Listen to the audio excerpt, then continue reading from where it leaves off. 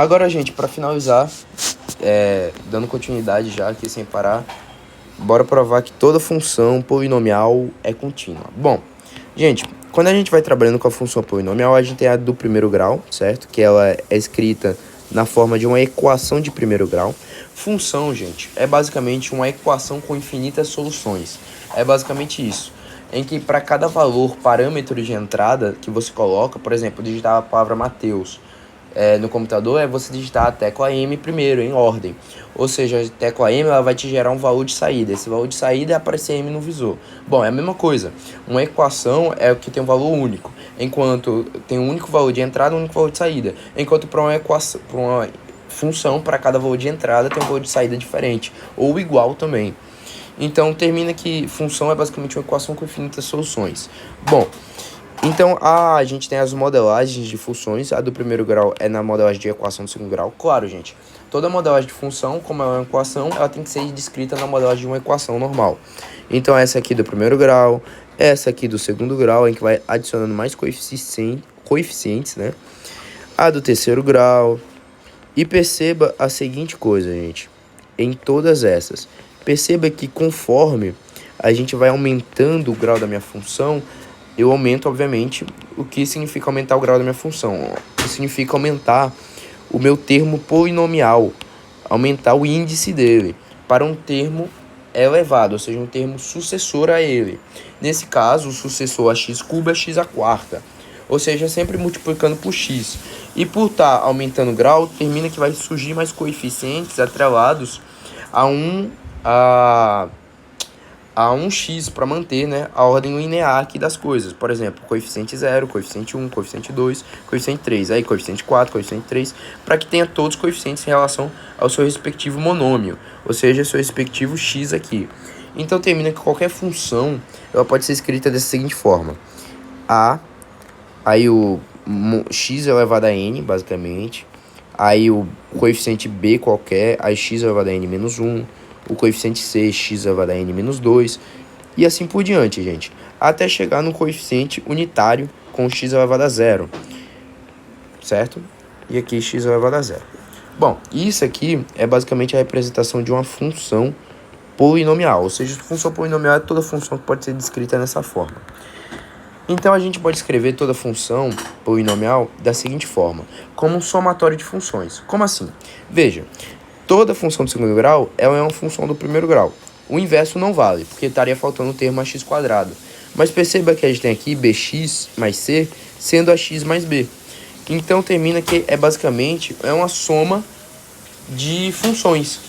A função do segundo grau é a soma de uma função do primeiro grau mais a função sucessora de um monômio, ax². Ax cubo mais a anterior, porém muda os coeficientes atrelados ao x. Então, basicamente, ela pode ser escrita como um somatório de funções. E essa é a ideia. Toda função ela pode ser escrita da seguinte forma: aí x elevado a i, sendo i de 0 até um número enésimo qualquer. Como assim? Bom, quando ele escreve o símbolo de somatório, isso aqui é o quê? I começado em 1, i igual a 0, x elevado a 0, mais i igual a 1, x elevado a 1, a2x², a2 obviamente difere-se de a1, são termos quaisquer, e assim por diante, até chegar no termo an, né? Então perceba a nx elevado a n, né? Que a gente está começando de baixo para cima. Então perceba que aqui é o coeficiente unitário, coeficiente onde está o 0, né? O A0, que será constante, aí vem um A1, x1 e assim por diante. Então perceba que isso aqui é exatamente a minha função, f de x, né? É o somatório de todas as minhas funções, é uma função polinomial. Então basta a gente provar agora o quê? Que isso vai facilitar a nossa vida, que o limite de qualquer função polinomial, logo, qualquer função formada pelo somatório, aí x elevado a i começado de 0 até n, aí, por exemplo, n tendendo, x tendendo a p, né? É igual você simplesmente colocar f de p naquela função. Ou seja, basicamente você substituir. Então, como que a gente vai provar isso daqui, ó? Primeira coisa, a gente vai trabalhar com somatório. Aí vai pegar exatamente esse camarada daqui, ó. Eu vou copiar ele aqui. E ele vai aplicar o limite nele. Que é igual ao limite dessa função polinomial quando x tende a um p qualquer. O limite do somatório quando x tende a p. Saca só. Bom, como a gente já provou as propriedades dos limites, fica óbvio que eu posso separar usando as propriedades aqui. O limite da soma, ou seja, eu posso separar cada termo separadamente e fazer o limite individualmente deles.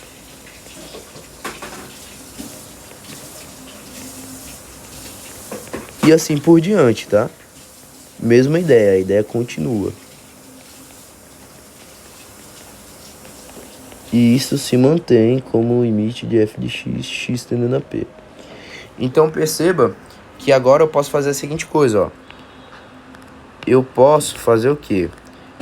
A gente sabe que toda função x, quando x tende a p, ela é contínua. Ela é igual a p. Ou seja, eu posso agora fazer o quê? Isso aqui não são constantes, posso separar as constantes. A gente já viu isso, propriedade. O limite de uma função multiplicado por uma constante é a constante vezes o limite da função. Entendendo aquele ponto. Então, ó, a gente pode separar a0 vezes o limite de x0, x tendendo a p, mais a1, o limite x, x tendendo a p, e assim por diante, até a n vezes o limite x elevado a n, x tendendo a p. E o que acontece? Que acontece? A gente já provou também que eu elevar um enésimo termo, um limite de uma função, eu fazer o limite, a resposta daquele limite de x e elevar a n também. Isso também propriedade já provada. Então termina aqui, ó, vai ser bem simples, porque cada coisa daqui vai ser o próprio p. Então, ó, vai ficar o quê? A0 vezes p elevado a zero.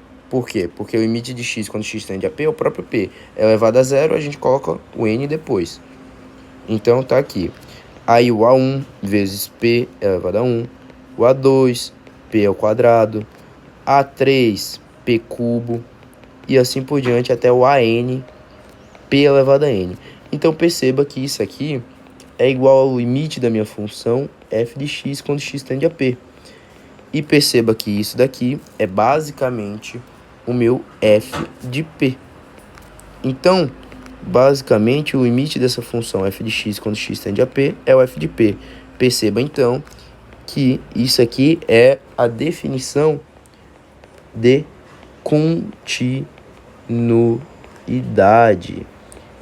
Então, toda função polinomial é contínua. É basicamente provada assim, por causa que a gente já provou todas as propriedades. Então, sai direto todas as demonstrações daqui possíveis.